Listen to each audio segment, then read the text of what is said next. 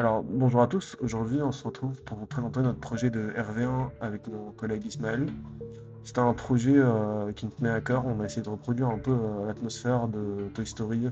Comme vous pouvez le voir à l'écran, on est dans une chambre d'enfant avec un serpent qui se balade. Le but, c'est de défendre la nourriture qu'il y a dans la pièce.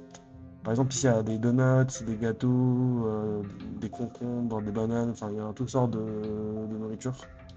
Et le but, comme vous le voyez, c'est de tuer le serpent, soit en tirant dessus pour le tuer, ou d'utiliser les différents jouets qu'on a à notre disposition. Par exemple, comme on a pu voir à l'écran, il y avait des marteaux, des chargeurs pour remplir le pistolet à eau, etc.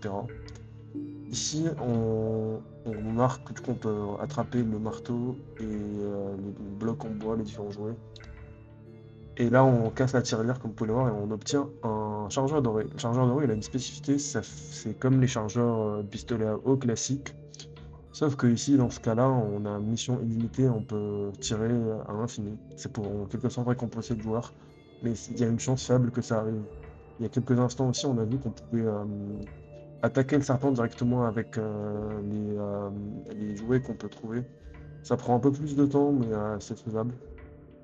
Alors, il y a deux possibilités dans votre jeu. Soit on gagne en tuant le serpent, soit on perd quand le serpent réussit à manger toute la nourriture disponible dans la chambre.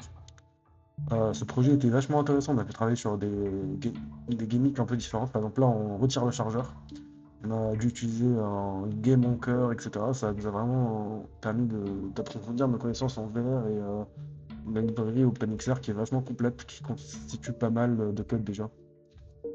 Merci à tous pour votre attention. C'est notre projet d'Hervé.